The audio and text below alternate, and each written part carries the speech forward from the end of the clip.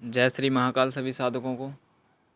दिवाली के लिए आपको मैं लक्ष्मी माँ की साधना दे रहा हूँ, जो बहुत ही कम समय की है और उस टाइम पर यह साधना करी जाएगी जब दिवाली का शुभ मुहूर्त प्रारंभ होता है।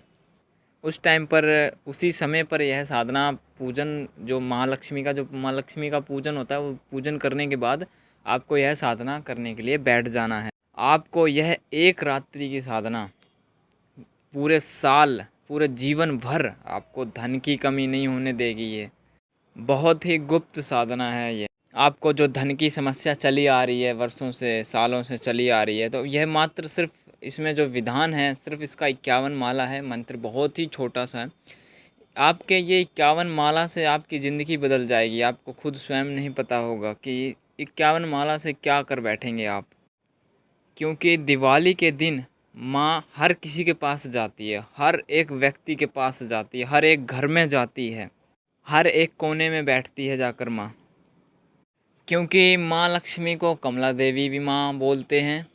इनका असली नाम जो है लक्ष्मी का, वह कमला देवी माँ है। जो भी इनकी साधना उपासना करता है, तो माँ जो होती है वह उस इंसान के बीच में लक्ष्य की ओर कदम रखती है। क्योंकि इनका नाम ही है लक्ष्मी, तो ये इंसान के जीवन में जब कदम रखती है तो ये लक्ष्य प्राप्ति करवाती है इंसान को। सुख समृद्धि सब चीज़ प्रदान कर देती है। क्योंकि बगैर धन के जीवन जीना असंभव है। या फिर आप बगैर धन के जीवन जीना चाहते हैं तो आप समाधि ले लो। क्योंकि साधु संत भी बनोगे ना, तब भी उसमें पैसों की ज़रूरत पड़ेगी ही, धन की ज़रूरत पड़ेगी ही पड़ेगी। अगर साधु संत भी बनते हो ना, तब भी धन की ज़रूरत पड़ेगी। इससे अगर बगैर धन के जीना चाहते हो तो आपको समाधि लेनी पड़ेगी, तो वो आप कर नहीं पाओगे। आपके इस 51 माला से आपकी ज़िंदगी पूरी की पूरी बदल जाएगी। सिर्फ यह उसी शुभ मुहूर्त पे साधना प्रारंभ करी जाती है जब सही टाइम आता है पूजन विधि का माँ का। जो माँ का समय शुरू होगा वह 5:28 से शुरू होगा और 7:38 पे ख़त्म होगा।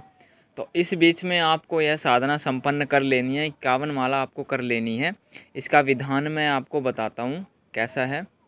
आपको श्री यंत्र लेना है। अगर श्री यंत्र ना मिले तो महालक्ष्मी यंत्र भी ले सकते हैं। वो भी ऐसा लेना है, भोजपत्र पे या कागज़ पे नहीं लेना है, तांबे की पट्टी पे या चांदी पे बनवा सकते हैं आप। क्योंकि यह हमेशा के लिए आपके पास रहना चाहिए घर में। आप जो इस मंत्र जाप करेंगे उसकी प्रभाव जो मंत्र जाप का होगा वो इस यंत्र पे पड़ेगा। तो जब ये यंत्र घर में रहेगा तो हमेशा बरकत रहेगी, सुख शांति रहेगी घर में और सारी खुशियाँ प्रदान कर देगी माँ आप लोगों को।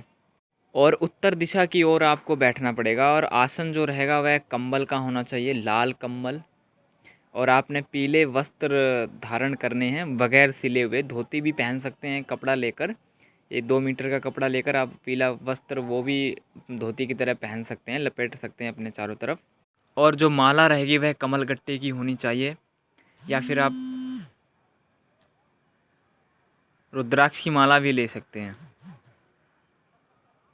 अगर संभव हो तो आप कमल गट्टे की माला ही लेना, क्योंकि यह सबसे शुभ और माँ लक्ष्मी की सबसे प्रिय माला होती है ये। और आपको एक फ़ोटो लेनी है महालक्ष्मी की। महालक्ष्मी को, लक्ष्मी और महालक्ष्मी में कोई मतलब अंतर नहीं पता लगता। देखो, महालक्ष्मी वो होती हैं जो बाजू में गणेश और साइड में माँ सरस्वती बैठी रहती हैं, ठीक है, तो वो महालक्ष्मी कहलाती हैं। और जो सिंपल जो फ़ोटो होती है, जो सिर्फ लक्ष्मी माँ ही खड़ी रहती हैं, ठीक है, तो वो सिर्फ माँ लक्ष्मी होती हैं, ठीक है। महालक्ष्मी जो बाजू में गणेश और साइड में माँ सरस्वती बैठी रहती है, तो उनको बोला जाता है महालक्ष्मी। कमल पे जब विराजमान बैठी रहती हैं। अगर आपने जो फ़ोटो लेनी है तो वह खड़ी मत लें, ठीक है, या फिर मूर्ति भी ले सकते हैं। तो मूर्ति खड़ी ना लें, बैठी हो तो ही लेना। अगर आप खड़ी तस्वीर लेते हो माँ लक्ष्मी की तो वो आएगी जाएगी, आएगी जाएगी। माँ का तो चंचल स्वरूप है। अगर बैठी हुई तस्वीर से आप मतलब पूजन विधि करेंगे तो वो सिर्फ वहीं पर ही विराजमान हो जाएगी, वो कहीं जाने वाली नहीं है वो, क्योंकि वे आपके घर में स्वयं खुद बैठ जाएंगी वो। ये छोटी छोटी बातें आपको ध्यान में रखनी पड़ती हैं, यहीं से ही नुकसान हो जाता है फिर। और कुछ लोग जो होते हैं वो मूर्ति लेकर आते हैं, वो अंदर से ना खोखली होती है, तो ये गलती ना करें, क्योंकि इसका भी मैं आपको बता देता हूँ कि खोखली मूर्ति जो होती है अंदर से, तो वो बिल्कुल भी ना लें। क्यों? क्योंकि जब माँ बाहर से ही माँ दिखाई देगी, अंदर से तो वो खोखली है, ठीक है। तो जो आपका धन है वो बाहर बाहर से ही दिखाई देगा, अंदर नहीं आएगा, क्योंकि अंदर में तो आपके खोखला है पूरा, घर में कुछ नहीं है, बाहर बाहर में ही है जो कुछ है आपका। तो ये गलती ना करें। ये खोखली जो मूर्ति होती है ना अंदर से, वो अपने घर में कभी नहीं रखनी चाहिए।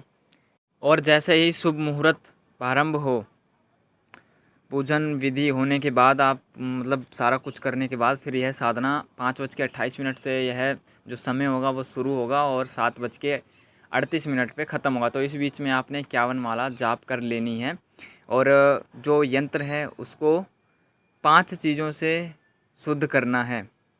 और जो मूर्ति या फिर फ़ोटो लेंगे वह प्राण प्रतिष्ठा करवा लेना किसी पंडित से, और यंत्र को भी।